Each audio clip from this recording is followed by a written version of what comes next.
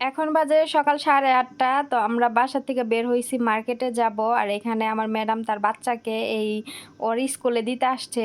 ওই বাচ্চা পালে যে কি জানি, আমি খালি এটা ডে কেয়ার, সরি আমি খালি এটা ভুইলা যাই এই ডে কেয়ারের নাম।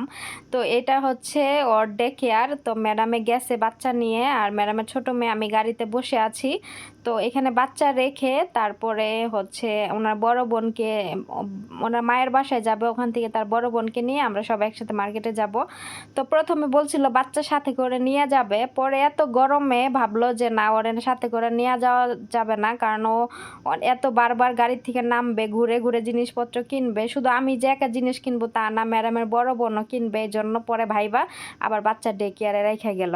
তো আমরা মার্কেটে চলে আসছি। এই মার্কেটে দেখেন, এটা হচ্ছে বাঙালি মার্কেট, এটা সব বাঙালিরা দোকান করতেছে। আর কম্বল, এখান থেকে কম্বল কিনলে ভালো, তবে কোয়ালিটি অত বেশি ভালো না, কিন্তু অনেক কম্বল। এই যে কম্বলগুলো আমি একটা নিছি, এক কালার, নীল কালার, ওইটা দাম ছিল 1 রিয়াল 500 পয়সা, মানে 1.5 রিয়াল। আর এখানে কমফোর্ট সেট ছিল বিছানার, এগুলো সব মানে ইয়ে কম দামে, এখানে যে রেট লেখা আছে দেখেন, ডিসকাউন্টে সব কিছু।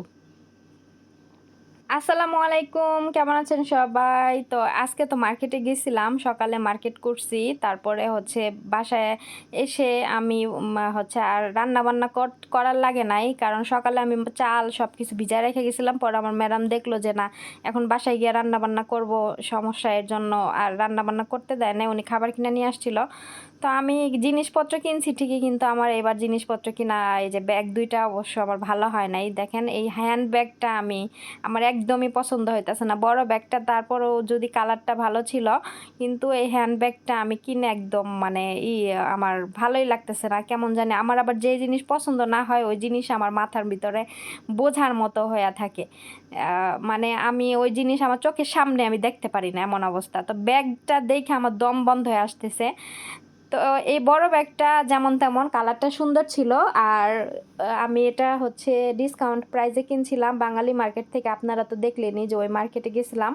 তো ওই মার্কেট আমাদের দেশে যে এরকম ফুটপাতে দোকানপাট বসে না, যে পয়সা পয়সা জিনিস কিনলে ভালো পাওয়া যায়, নাইলে মানে বেছে নিতে হয় জিনিস, ওই মার্কেটটা ওই রকমই। তো ভালো খুঁজা খুঁজা ভালো জিনিস ওখানে পাওয়া যায়, কিন্তু আমি বেশি ভিডিও করতে পারি নাই, কারণ আমি আমি কেনাকাটা কি করব ওই জন্য। নাইলে আমি যদি ঘুরে ঘুরে বেশি ভিডিও করতে যাই আমি কিনতে পারবো না, আর আমার হাতে অত বেশি সময় ছিল না, এই জন্য ভালো মতো আমি দেখাইতে পারলাম না। ইনশাল্লাহ আবার যদি কখনো যাই তাহলে দেখাবো আপনাদেরকে।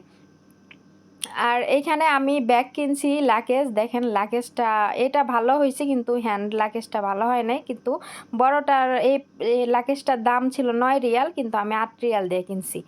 আর ওই ছোটোটা নিচে 6.5 রিয়াল। তো বড় ছোটোটার থেকে তো তাহলে বড়টাই কিনা ভালো হয়েছে, তাই না? তারপরে আজকে আমি যে জিনিসপত্রগুলো কিনছি সেগুলো আজকে আপনাদের সাথে শেয়ার করব। আমি রিয়েল ভয়েসটা হাইড করে দিছি, কারণ রুমে এসি চলতেছিল, অনেক শব্দ হচ্ছিল, এর জন্য ভাবলাম যে হাইড করে দিই। তারপরে আবার রেকর্ডিং করতেছি। এখানে দেখেন আমার মারে বলছিলাম যে কি কি লাগবে, তখন মা বলছিল যে আমার জন্য খালি মশলা নিয়ে আসিস, এই বাংলাদেশে মশলার খুবই অনেক দাম বেশি।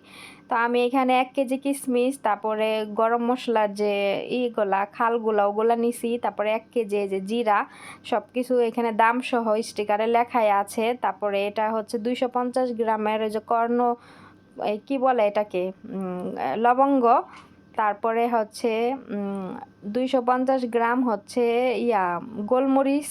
তো আমি সবগুলো, এলাচ আমি কিনি নাই, এলাচ আমার শখের সামনে পড়ে নাই, আর আমার মনেও ছিল না। আমি কি যেন ভাবতেছিলাম যে কি যেন মিসিং আছে।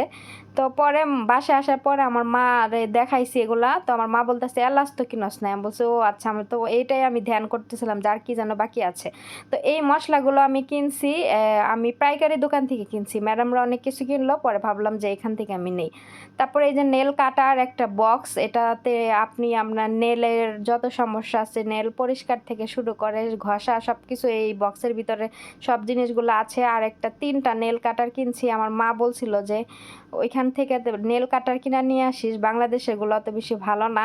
তো এইগুলো আবার অনেক ভালো, তো এই জন্য নিলাম। তারপরে এই যে একটা শিবা মেডের হচ্ছে বাবল বাথ, মানে এটা হচ্ছে বডি ওয়াশ বাচ্চাদের। তো আমি আমার বোনের মেয়ের জন্য নিছি, আমার বোন হচ্ছে বলল যে ওর নিতে। তো এগুলো বেবিদের জন্য অনেক ভালো, এই জন্য ওর জন্য একটা নিলাম। আর একটা ছোট হচ্ছে মানি ব্যাগ। তো তো এটা আমি কেন নিছি, কার জন্য নিছি আমি নিজেও জানি না, যে আমি কিন্তু এটা আমি কিনছি, ভালো লাগলো চোখের জন্য আমি কিনলাম। তারপরে নিলাম হচ্ছে কতগুলা ব্রাশ। এখানে টোটাল 13টা ব্রাশ আছে, 5 প্যাকেটে 5টা করে, 2 প্যাকেট 10টা আর 1 প্যাকেটে 3টা, টোটালি 13টা ব্রাশ আছে। আমি এর আগে বাংলাদেশে অনেকগুলো ব্রাশ পাঠাইছি, এবারও আমি কতগুলা কিনছি। এখানকার ব্রাশ নাকি অনেক বেশি ভালো, দাঁত অনেক বেশি ভালো পরিষ্কার হয়, এর জন্য বেশি করে নিলাম। আমার আবার কম জিনিসে ভাল লাগে না, বেশি জিনিস না হলে আমার ভালো লাগে না, চোখে লাগে না। আর এখানে একটা ব্রেসলেট, এটা হচ্ছে ওমানির যে ওমানেদের পতাকা আছে না, পতাকার কালারে ব্রেসলেট। তো এগুলা যে কোনো ওমানিদের অকেশন আসলে বাচ্চারা পরে, তো আমার বোনের মেয়ের জন্য নিলাম। তারপরে এই যে চুল বাঁধার ব্যান্ড, তারপরে ক্লিপ, এগুলো বোনের মেয়ের জন্য নিছি। ক্লিপ এবার বেশি কেনা হয় না, কমই কেনা হয়েছে, কারণ ওই মার্কেটে আমি সুন্দর সুন্দর ক্লিপ পাই নাই। তো ঈদের আগে যদি আবার মার্কেটে যাই তো আবারও কিনবো ইনশাল্লাহ। তো আপাতত এগুলোই কিনছি। আর এখানে আমি যে তেজপাতাটা আগে দেখাতে মন নাই, তো 2 প্যাকেট তেজপাতা নিলাম। তো এগুলো সব বাসায় নিলে মিক্স করবে আমার আম্মু, মিক্স করে পরে রাইখা দিবে। আমি তো আলাদা আলাদা প্যাকেট কিনছি, পরে সব ঢাইলে একসাথে মিক্স করবে। আর এখানে পাউডার আছে স্পেশাল অফারে। তো এই পাউডার অনেক ভালো, 4টা ফুল দেখতেছেন, 4টা ফুলের 4টা গ্রান, অনেক গ্রান এই পাউডারগুলো। এই কোম্পানির বডি লোশন, পাউডার, সাবান অনেক গ্রান। তো 4টা পাউডার নিলাম অফারে, আর 2টা বডি লোশন, 2টা ফ্লাওয়ার ফ্লেভারে। তো এটাও স্পেশাল অফার ছিল, এটাও অনেক ভালো। এই বললাম তো এই কোম্পানির পাউডার, তারপর বডি লোশন, সাবান অনেক গ্রান, অনেক ভালো। তারপরে এই যে একটা গ্রামীণ চাকির স্কার্ট, এটা হচ্ছে আমি আমার বোনের মেয়ের জন্য নিছি। ছোট বাচ্চা তো, টাইলস দিয়ে এগুলো পরলে স্কার্ট অনেক সুন্দর লাগে। তারপরে 1টা 2টা 3টা 4টা টি শার্ট নিয়েছে আমার বোনের ছেলের জন্য। তো আমার বোনের মেয়ের জন্য আমি অনেক জিনিসপত্র কিনছি, কিন্তু আমার বোনের ছেলের জন্য জিনিসপত্র বেশি কেনা হয় নাই। মানে আমি মেয়ে মানুষ, তো মেয়ে মানুষের জিনিসপত্র আমার চোখে লাগে, ছেলেদেরগুলা বেশি লাগে না, এই জন্য ওর জন্য কম জিনিস কেনা হয়েছে। তো এইখানে আমি 6টা মানে টেবিল রানার কিনছি, ডাইনিং টেবিল রানার আমাদের বাসার জন্য। আমাদের বাসার ডাইনিং টেবিল হচ্ছে 6 চেয়ারের। তো আমি 6টা রানার কিনছি। আমার এগুলো আমি খুঁজতেছিলাম অনেক দিন আগের থেকে, তো ফাইনালি আজকে গিয়ে পাইছি, পরে আমি সাথে সাথে 6টা নিয়ে নিছি। আর এগুলো আমি অনলাইনে দাম জিজ্ঞাসা করছি, 6টা টেবিল রানারের দাম চাইছে 3600 টাকা। আর এখানে আমি 1 রিয়াল কত পয়সা জানি এখানে লেখা ছিল, যাই হোক আমার এখন দেখা যাচ্ছে না ভালো মতো। তো আমি 6টা রানার নিয়েছি হচ্ছে 5 রিয়াল কয় পয়সা জানি আমি নিছি এই 6টা রানার। আর লাস্টলি একটা কম্বল ছিল, এটা পাতলা একটা কম্বল। এটা নেওয়ার কারণ হচ্ছে আমি যখন কার্টনে আবার জিনিসপত্র গুছাবো, তখন কার্টনে কম্বলটা আগে দিয়া তারপরে জিনিসপত্র মাঝখানে দিয়া ঢাইকা রাখার জন্য, এতে করে জিনিসগুলা সেফটি থাকবে, নষ্ট হবে না। তারপরে এই তো আমার ব্যাগের কালারটা সুন্দর ছিল, কিন্তু কোয়ালিটিও ভালো না। তারপর আমি তো আমার বাসায় প্রচুর কয়েকটা লাকেজ, সবগুলো আমি প্রতিবারে এক একটা 2-3টা করে লাকেজ নিয়ে যাই। তো ওগুলা জমা আছে, এত দামি লাকেজ নিয়ে ফালাই রেখা কোনো লাভ নেই, এর জন্য আমি যাই হোক কম প্রাইজের মধ্যে বড় একটা লাকেজ নিলাম আর কি। কিন্তু হ্যান্ডব্যাগটা আমার আরেকটু উন্নত মানের নেওয়ার খুব ইচ্ছা ছিল, কিন্তু আমি আসলে ভুল করে ফেলছি, ওখান থেকে না কিনতাম। আর ওখানে আমি হচ্ছি প্রথমে আমি যখন এটার দাম 6.5 রিয়াল টাকা নিল, তখন আমি দোকানদারকে বললাম আমি তো বড় ব্যাগই কিনলাম 8 রিয়াল দিয়ে, তো এটা 6.5 রিয়াল কীভাবে চান? তো বলে আপনি নেন, আমি কম রাখবো, বাঙালি। তো ওমানি আবার আরেকজন টাকা পেমেন্টে ওইখানে ক্যাশ কাউন্টারে বসে আছে, তখন আমি যখন টাকা পেমেন্ট করব তখন ওনাকে বললাম যে এটার দাম একটু কম রাখতে বলছে উনি। তখন ওই মহিলাটা আবার ওনাকে জিজ্ঞেস করতেছে, উনি বলে, এখন উনি কথা বলে না, চুপ করে রয়েছে। পরে আমি বললাম আপনি কথা বলেন না কেন, আপনি না বলেন কম নেবেন? তখন উনি বললো যে না, কম রাখা যাবে না, প্রাইস যা তাই। পরে আমার উচিত ছিল যে ওই মুহূর্তে ব্যাগটা ওইখানে রাইখে আসা, কিন্তু আমি রাইখে আসি না, আমি কিনা নিয়ে আসছি। ওইখানে রাইখে আসলে ভালো হইতো, আমি অন্য মার্কেট থেকে অন্য একটা দেখে শুনে কিনতাম, ভালো কোয়ালিটি দেখে, কিন্তু আমি পরে এটা করি নাই। আচ্ছা যাই হোক, এক ব্যাগে তো জীবন যাবে না, এটা আমি বাংলাদেশে রাইখে আসবো, এটা আমি আর সাথে করে নিয়ে আসবো না। তো এই তারপরে এই তো আমার ওই যে লাগেজ গুছানো হয়েছে, আমি গুছাইছি। এখন ভিতরে অনেক জিনিস, আরও অনেক জিনিস জায়গা হবে, তবে আমি এগুলাই আপাতত রাখছি। যতদিন জীবনে বাচ্চা আছি অতদিন জীবনে ঝামেলা থাকবি। আমি দুনিয়ার শপিং করছি, আমি আরো 1-1.5 বছর আগের থেকে শপিং করা শুরু করছি দেশে যাবো দেখা, ঠিক আছে। কিনতে কিনতে এত কিছু কিনা ফেলছি, এত এর আগে টাকা দিয়ে তো বাংলাদেশে জিনিস পাঠাইলাম, এটা আপনারা দেখছেন। তারপর আবার এই যে কিনলাম, এখন গতকালকে যে লাগেজ কিনছি, লাগেজের ভিতরে সব জিনিসপত্র সব করি নাই, কিছু ওইটার ভিতরে ভরছি। এখন দেখি দুনিয়ার ওজন হয়ে গেছে গা। এখন কত কেজি হইব এটা আমি এখনো মাপি নাই। আমার ম্যাডামদের রুমে মাপার আছে, তো ওই ম্যাডামের মেয়েরা বাসায়, ওদের স্কুল নাই, ওরা এক্সাম, তো এর জন্য ওদের 1 সপ্তাহ পড়ার জন্য সময় দিছে, বাসায় 1 সপ্তাহ পড়বে তারপরে এক্সাম দিবে। তো আজকে মনে ছিল না, ওরা রুমে চলে গেছে পড়ার জন্য, তো এই জন্য আর করলাম না, ওদেরকে কিছু বললাম না যে থাক, ওরা পড়তেছে পড়ুক, ওদেরকে এখন ডিস্টার্ব করব না। তো কালকে সকালবেলা ওরা পড়তে যাওয়ার আগে ওদেরকে আমার রুমে নিয়ে আসবো, আয়না ওই মাপার যে ওইটা দিয়া ব্যাগ দিয়ে মাপবো, মাইপা ওদেরকে দেখাবো যে দেখ এখানে আমি ব্যাগ নিয়ে ওজন দিব, আর ওরা দেখবে কত কেজি হয়েছে। তো ভাবতে হবে, এখনো তো আরো কিছু খাবারের জিনিসপত্র কিনা বাকি আছে, চকলেট কিনবো, আরো কিছু জিনিস কেনার ইচ্ছা আছে, ওগুলা কিনবো। তো এখন এত টাকা দিয়ে কত জিনিস পাঠাইলাম, আমি তো জিনিস পাঠাইছি বাংলাদেশে 35 কেজির মতো না, 35 কেজি, 35 কেজির মতো কি 35 কেজি জিনিস পাঠাইছি। আর এখনো আমার কাছে দুনিয়ার জিনিস, এখন টিকিটটা এখনো কাটে নাই, টিকিট কাটলে টিকিটে কত কেজি লেখা থাকবে তা জানি না। আমি প্রত্যেকবার টিকিট কাটার আগে আমি আমার ম্যাডামকে বারবার বলি যে ম্যাডাম আমার জিনিস বেশি, 40 কেজি জিনিস যাতে আমি নিতে পারি। 40 কেজি মানে হ্যান্ড ব্যাগে লাগেজ 40 কেজি, আর হ্যান্ড ব্যাগ হলো 7 কেজি। হ্যান্ড ব্যাগ আগে 10 কেজি নেওয়া যায়, তো এখন 7 কেজি মানে ওরা দিয়া দেয় 7 কেজি, তবে একটু বেশি হইলেও সমস্যা নাই, ছাইরা দেয়। আমার কফিলে যে পর্যন্ত মানে আমি ঢুকি ওই পর্যন্ত সাথে থাকে, তো তো একটু বেশি হলে ছাইরা দেয়, সমস্যা নাই। এর আগে আমি হ্যান্ডব্যাগে 12 কেজি নিয়েছিলাম, আমার কফিলে মাপছে, মাপার পরে কয় 12 কেজি, নেওয়ার নিয়ম 7 কেজি। পরে আমার কফিলে কয় কি আর এগুলো সব খাওয়ানোর জিনিস, ছাইরা দেয়, সমস্যা নাই। পরে মানে ওমানিরা সাথে থাকলে ছাইরা দেয়, পরে ছাইরা দিছে।